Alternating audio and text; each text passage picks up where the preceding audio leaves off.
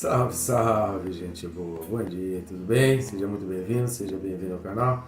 Nesse vídeo a gente vai falar a respeito do seguinte, querido. Quem é aquele que tem livre acesso? Então vem comigo até o final aí.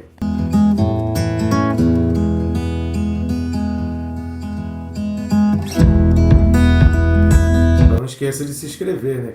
A gente já vai começar o vídeo, mas aí já clica logo no botão se inscrever, não vai interromper o vídeo, nem vai tomar muito seu tempo. Clica também no sininho, porque com o sininho ativado você recebe a notificação aí a cada vídeo novo que é postado aí no canal. E ainda vem muita novidade, vem muita coisa boa por aí.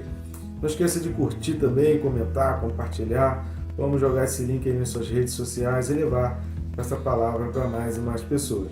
Nós já temos 9 livros completos aí estudados do Novo Testamento, versículo a versículo, aí no canal.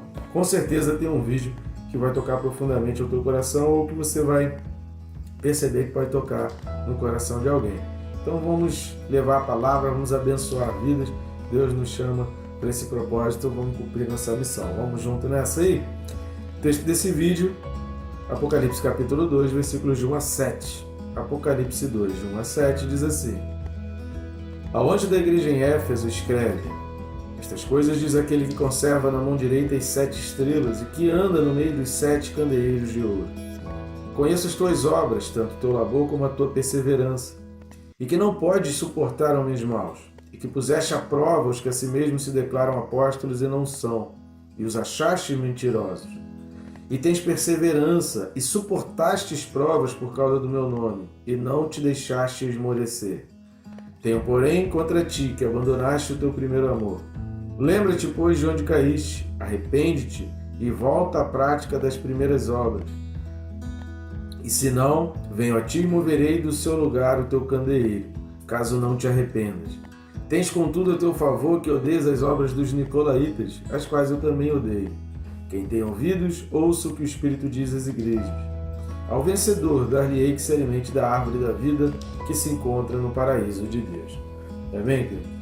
Às vezes a gente se enrola na leitura aqui porque é tanta anotação, tanto círculo, traço e anotação aqui que às vezes a gente se complica aqui na hora de pular a linha do texto. Querido. Mas enfim, vamos lá. Esse é o quarto vídeo desse texto de Apocalipse 2, de 1 a 7, dessa carta à igreja em Éfeso. A gente está seguindo uma estrutura que a gente vai obedecer nas próximas cartas aqui de Apocalipse, que é um vídeo especificando a questão do elogio, o outro da crítica, um outro falando da questão da recompensa, né, do vencedor, do que o Espírito diz às igrejas, e o outro a gente vai falar dos detalhes, né, um detalhe ou outro que está fora desses 3 assuntos. Lembrando que são 7 cartas, mas tem uma carta que tem crítica e não tem elogio, uma carta tem elogio e não tem crítica. Mas mesmo assim a gente vai fazer um vídeo para cada assunto, porque a ausência de um deles traz também um profundo ensinamento para nós. Então a gente vai ver de acordo com o contexto da própria igreja, da localidade, né, e das coisas que Jesus vai falando na carta, a gente vai trazendo uma forte lição, seja para a igreja que não tem elogio, seja para a igreja que não tem crítica. Há sempre lições a ser tiradas, mesmo na ausência, já que as cartas obedecem a uma estrutura. Então a ausência significa alguma coisa. E os detalhes aqui dessa carta em Éfeso, né? O fato de ser Éfeso foi uma igreja que iniciou enquanto Paulo esteve ali, né? Está registrado aí no livro de Atos. Paulo esteve lá, ficou na casa de Áquila e Priscila, ficou ali um tempo, então ensinando, ministrando e ali pregando o evangelho. Começou indo nas sinagogas e depois ali ele teve chegou à conclusão que precisava levar a palavra ali para os gentios. Então a igreja de Éfeso começou surgindo através dessa plantação ali de Paulo, mas era um lugar que o apóstolo João também costumava passar e fez ali também os seus discípulos. Quando é importante a gente ter o entendimento aqui desse versículo 4, nós já falamos sobre isso, né, na questão da crítica, mas a gente precisa ver essa questão do arrependimento. Porque quando uma igreja deixou de cumprir o seu propósito, não era questão de rever, a igreja não precisava de coaching, a igreja não precisava de um trabalho que Jesus vai dizer aqui, é quando uma pessoa, quando uma igreja ela perde seu propósito, ela precisa de arrependimento. Então a gente precisa observar, querido, no ensinamento bíblico aqui, que há situações na nossa vida que quando a gente está deixando de cumprir aquilo que Deus quer, o remédio é o arrependimento. Não adianta querer fazer um monte de outras coisas e um monte de outros tratamentos ou ensinamentos ou leituras ou isso ou aquilo, se não houver primeiro o arrependimento. Então o arrependimento é o que vai nos colocar no trilho. O arrependimento é aquilo que vai nos colocar no caminho da salvação. Quando está falando de fidelidade, a gente falou no vídeo anterior da fidelidade e lealdade, do vencedor que precisa caminhar, a gente precisa também entender, e que eu e você precisamos entender a respeito disso aqui, que alguns autores eles chegam a dizer que não está falando exatamente de salvação.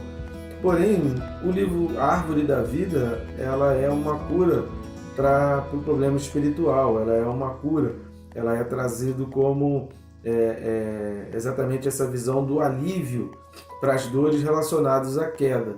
E a queda afastou o homem de Deus. O afastamento do homem de Deus traduz, sim, um aspecto da perda de salvação. Então, há, no meu entender, a questão aqui de que pessoas estavam ali, mas se deixaram levar pelos aspectos imorais. Essa aí também é uma outra questão, né? Tem gente que às vezes pergunta, por que fala tanto dessas questões imorais e sexuais? Querido, é a Bíblia que alerta, porque ao longo de toda a história, se você for ler a Bíblia, você vai ver quantas vezes o povo de Israel e o povo aqui estava sofrendo. A igreja em Éfeso tinha essa questão da idolatria, né? Eram muitos deuses, eram muitos templos, eram muitas coisas, e dentro desses cultos a outros deuses envolvia orgias, envolvia os chamados swings hoje. Então isso tudo estava presente dentro dos cultos aos deuses pagãos daquela época. Então a Bíblia está falando, Nicolaítas, Balaão e Jezabel, aqui nas cartas do Apocalipse, são diretamente, explicitamente relacionados a pecados na área da sexualidade, pecados sexuais, pecados imorais. Então, toda vez que você lê aqui Nicolaítas, Balaão e Jezabel, está falando sobre isso. Então, a gente é obrigado a falar, porque se Deus está alertando, é porque isso é um grande problema. Quantas pessoas já não estão casando mais um casamento em santidade, um casamento santo? Quantas pessoas já não conseguem mais segurar no namoro? Por que isso? Porque há toda uma pressão, não apenas física, mas espiritual, para que esses desvios aconteçam e a pessoa se enfraqueça espiritualmente. Então o caminho, o remédio para isso tudo é o arrependimento. E aqui logo no primeiro versículo, que fala aquele que tem na mão direita as 7 estrelas e anda no meio dos candeeiros, a gente já falou um pouco a respeito disso no versículo 20. Jesus passeava no meio dos candeeiros e ele tem tudo na mão, tudo está na sua mão direita. As 7 estrelas, ele tem um domínio de todas as coisas. O livro do Apocalipse é um livro que revela o governo de Deus ao longo da história. Diante de toda situação, Deus não perde domínio, Deus não perde o controle. Agora chama a atenção o fato de que, tanto lá no versículos 12 e 13 também, né, do capítulo 1 de Apocalipse, vai falar que Jesus passeava no meio dos candeeiros. Ele vai dizer que esses candeeiros, esses candelabros, no versículo 20, são as 7 igrejas, são as igrejas. Então, Jesus ele tem um livre acesso. Agora, a gente vai perceber isso numa outra carta aqui, né, sem querer dar muito spoiler dos vídeos que veio para frente, mas que Jesus estava batendo na porta, ele estava do lado de fora. Então, esse livre acesso não significa que as pessoas por onde Jesus está passando estão permitindo que ele tenha o domínio, que ele tenha a autoridade. Jesus ele não invade, Jesus ele é cavalheiro e ele deseja que seja pela vontade. Por quê? Segundo C.S. Lewis interpreta isso da seguinte maneira: para alguém que não quer Jesus, para alguém que não quer estar na presença dele, para alguém que passou a vida inteira fugindo de qualquer ensino relacionado a Jesus, colocar uma pessoa dessa no céu vai ser um inferno para ele. Então, Jesus ele espera que a gente queira, Jesus ele espera que a gente pondere, poxa, eu tenho essa e tenho essa opção, eu quero essa daqui que é Jesus. Eu tenho outras escolhas. Eu não sigo a Jesus porque eu não tenho opção. Eu não sigo a Jesus porque eu não tenho mais o que fazer. Eu não faço as coisas para Deus porque eu não tenho mais nada para fazer. Eu não escolho estar na igreja, fazer a vontade de Deus, porque eu não tenho vontade de estar em outros lugares, de fazer outras coisas. Não, é porque diante de todas as escolhas, eu prefiro Deus e eu escolho Deus. Então, ter o livre acesso, Jesus tem. Agora, esse livre acesso, a gente transforma esse livre acesso em domínio, em senhorio. Então, ter Jesus apenas como Salvador, às vezes é muito complicado. A gente precisa entender que Jesus é Salvador, mas Ele também é Senhor. Ele guia, Ele nos direciona. É para Ele que eu aponto as minhas vontades. Por isso, o vencedor é que se alimenta da árvore da vida e é curado e é salvo.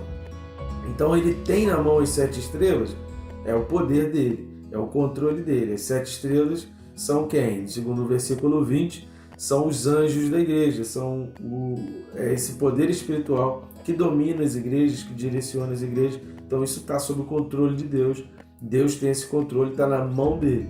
E esse passeio entre os candeeiros vai traduzir esse livre acesso que Jesus tem. Agora, onde esse livre acesso vai nos levar? O que eu faço com esse livre acesso? Eu sei que Jesus está aqui. Eu sei que Jesus está aí nesse momento. E o que você diria para Jesus agora? O que você falaria para Jesus agora? O que você, ao terminar desse vídeo, conversaria com Jesus? Que Ele está aí presente ao seu lado, esperando uma resposta sua, esperando você dizer, eu escolho. Talvez nesse exato momento você esteja passando por um momento que você precisa tomar uma decisão forte na tua vida. E aí você pondera nessas decisões aí, eu não sei o que é, mas você pondera na tua decisão. Qual dessas decisões aponta, vai te facilitar, vai ser muito mais seguro estar com Deus? Você tem certeza que aquilo não vai te afastar de Deus? Qual dessas escolhas aí você consegue ter certeza absoluta de que tua vida vai estar em santidade, de que você vai cumprir o propósito de Deus, de que aquilo vai te ajudar a ser mais fiel e leal ao Senhor e à sua palavra? Então, de repente, você está diante dessa situação e Jesus está aí do seu lado, só esperando que você escolha, dizendo, eu tenho as 7 estrelas na minha mão e eu tenho o livre acesso. Eu entro e saio a hora que eu quiser. Eu posso agir e eu posso fazer. E uma outra coisa que chama atenção nessa carta aqui em Éfeso é o fato de que, quando ele fala assim, né, conheço teu labor, e que não, versículo 2, e que não pode suportar homens maus, e que puseste a prova os que a si mesmos se declaram apóstolos e não são, e os achaste mentirosos. Paulo escrevendo aos Coríntios, né, primeira carta aos Coríntios 5:11, primeira carta de Paulo aos Coríntios, capítulo 5, versículo 11, e também 2 Timóteo 3:5, segunda carta de Paulo a Timóteo, capítulo 3, versículo 5. Então, a gente tem aí 1 Coríntios 5:11 e 2 Timóteo 3:5. Vai lá dar uma lida nesses textos que você vai ver que Paulo está recomendando para que a gente não se associe àqueles que se dizem crentes, que se dizem cristãos, que se dizem pastor, se dizem apóstolo, dizem o que for dentro da igreja, mas que vivem uma vida de imoralidade, que vivem uma vida como beberrão, que vive uma vida, na lascívia, que vive uma vida totalmente dissoluta. Então dá uma lida aí que Paulo vai dando a dica aí nesses textos, aí nessas cartas dele em 1 Coríntios 5:11 e 2 Timóteo 3:5. Corre lá que Paulo vai dar a dica com relação a essa coisa, aí você vai entender o porquê que Jesus está falando isso aqui através de João, para que ele escreva isso à igreja em Éfeso, que a igreja em Éfeso conseguia distinguir, a igreja em Éfeso conseguia separar. Tá bom, gente boa? Então assim a gente encerra essa carta à igreja em Éfeso e o próximo vídeo a gente vai falar da carta à igreja em Esmirna. Te espero lá, querido. Até o próximo episódio aí e Deus te abençoe rica e abundantemente.